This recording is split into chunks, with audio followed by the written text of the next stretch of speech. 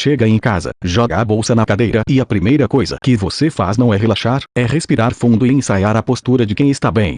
O pior nem é o dia que passou, é essa sensação de que você passou 8 horas inteiras no palco interpretando um personagem que ninguém te deu o roteiro. Você apaga a luz do quarto, mas a tela do celular continua acesa, iluminando o teto com aquele reflexo azulado de madrugada. São 2:30 da manhã de uma terça-feira qualquer, o ventilador tá fazendo um barulho rítmico no canto, e o seu dedo tá rolando a tela numa velocidade meio automática, quase anestesiada. Antes de abrir essa aba anônima, você passou por 3 vídeos de receitas que nunca vai fazer, 2 discussões sem sentido nos comentários e um tutorial de como organizar a geladeira.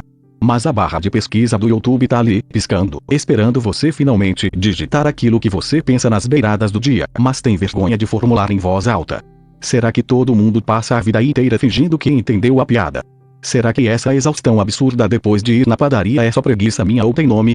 E se eu não sou introvertido nem tímido, e sim alguém que tá operando um sistema operacional incompatível com o resto do mundo desde os 7 anos de idade? Você digita devagar, apagando uma letra e reescrevendo para não deixar histórico na conta principal. Autismo mascarado em adultos. Você aperta a lupa. E aí começa aquela sessão de 40 minutos em que cada vídeo parece ter sido gravado escondido dentro da sua sala de estar.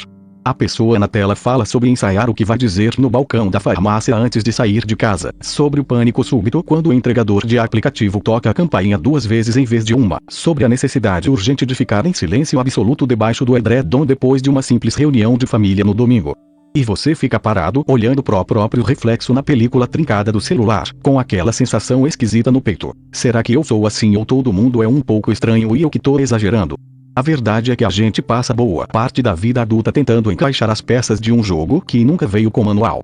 A gente aprende a copiar o tom de voz do colega mais sociável, a rir na hora certa da piada sem graça no corredor do prédio, a segurar a perna que não para de balançar embaixo da mesa porque disseram que fidgeting é falta de educação. É um trabalho invisível, pesado, que consome tanta energia que, quando você chega em casa às 7 da noite, a única coisa que resta é deitar no chão da sala de teto para cima, olhando pro lustre, sem conseguir levantar nem para tirar os tênis. Tem uma cena clássica em Matrix que ilustra bem essa sensação de estar rodando um programa em segundo plano o tempo todo.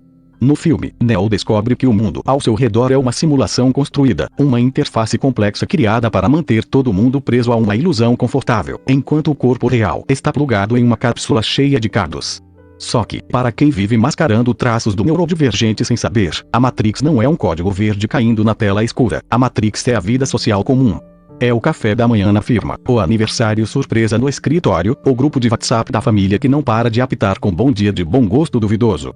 Você acorda, entra no personagem, ajusta a postura, treina o sorriso que parece natural, dosa o contato visual para não encarar demais nem desviar de menos, e passa o dia inteiro interpretando uma versão de si mesmo que foi construída à base de tentativa, erro e muito pânico interno.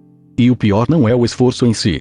O pior é que, depois de tanto tempo usando essa máscara para sobreviver no mundo, você começa a esquecer onde o disfarce termina e onde você de verdade começa.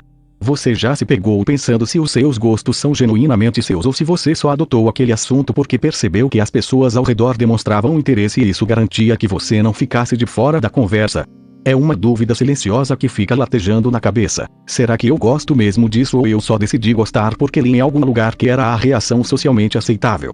O filósofo francês Jean-Paul Sartre falava muito sobre essa nossa mania de vestir papéis como quem veste um terno apertado.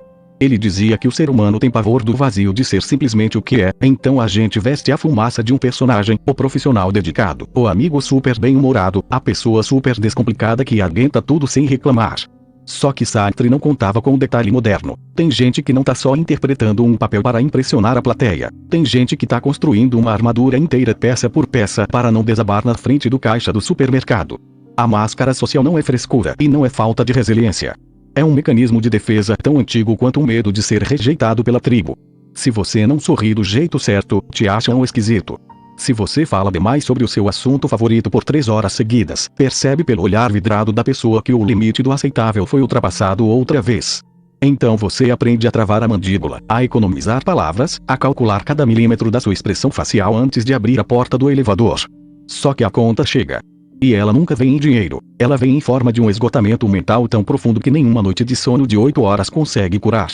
Você dorme 8, 10 horas, acorda com a mesma sensação de chumbo nas costas, e pensa, será que eu tô deprimido ou só cansado de fingir que sou normal? É aí que entra essa busca na madrugada. O termo autismo mascarado ou autismo leve funciona como um espelho meio embaçado onde finalmente a gente consegue enxergar um nome para o que antes parecia apenas defeito de fabricação. Não é sobre querer um rótulo para colar na testa ou usar desculpa nas redes sociais. É sobre o alívio imediato de descobrir que a sua gaveta mental sempre existiu, só que ninguém tinha te dado o mapa para organizá-la. Você já se pegou pensando, será que eu sou assim porque eu quero, ou porque eu simplesmente não sei ser de outro jeito? É aquela sensação estranha de olhar para as outras pessoas na roda de amigos, conversando sobre amenidades com uma leveza tão natural, enquanto você na cabeça tá calculando exatamente a hora certa de rir, o segundo exato de parar de falar para não parecer chato, e o tom de voz que não soe nem muito robótico, nem muito animado demais. E a dúvida que fica rodando no teto do quarto às 3 da manhã é, será que todo mundo tá fingindo igual a mim, ou só eu que tô carregando um manual de instruções invisível para interagir com o mundo? A gente passa a vida inteira tentando encaixar a peça quadrada no buraco redondo da vida social. Lembra daquela cena clássica em Divertidamente, quando as emoções na cabeça da Riley entram em pânico total porque a ilha da personalidade começa a desabar? É exatamente isso que acontece quando a sua fachada social racha. O cérebro trabalha tanto para manter a pose, para traduzir piadas, para entender indiretas e para decodificar expressões faciais que chega uma hora que o processador interno superaquece. E aí você se isola no banheiro da festa só para respirar em silêncio por 5 minutos, fingindo que tá respondendo uma mensagem importante no celular só para ninguém vir te perguntar se tá tudo bem. E quando você finalmente acha esse termo na internet, a primeira reação não é nem de comemoração, é um misto de alívio e culpa. Você pensa, será que eu tô só querendo atenção? Será que eu tô inventando desculpa para minha própria chatice? É o clássico medo de estar dramatizando algo que os outros tiram de letra. Mas o filósofo Baruch Spinoza já dizia que nós nos esforçamos para perseverar no nosso próprio ser. Só que como é que você persevera no ser que você passou décadas escondendo debaixo de 7 chaves para caber nas expectativas dos outros? O esforço para parecer normal consome tanta energia que sobra muito pouco para viver de verdade.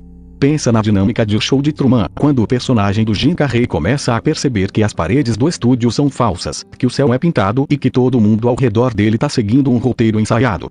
Descobrir o mascaramento é um pouco como bater o nariz nessa parede pintada. De repente, todas aquelas vezes em que você se sentiu errado, esquisito, lento demais ou sensível demais ganham um contexto que não é culpa sua. Não é defeito de fabricação, não é falta de esforço e não é frescura. É só o peso de ter vivido a vida inteira dublando um filme na língua original sem saber falar o idioma. Então, quando fechar essa aba do navegador e o brilho da tela sumir no escuro do quarto, não precisa tentar resolver a sua vida inteira hoje. Apenas aceita que a exaustão que você sente é real, que o esforço que você faz para existir no mundo tem um custo, e que tá tudo bem se de vez em quando você quiser desligar o som, apagar as luzes e parar de atuar um pouco. Afinal, a vida real não precisa de aplauso no final. Vai lá descansar a cabeça, e até a próxima. Deixa o like se chegou até o fim. Eu também não sou robô.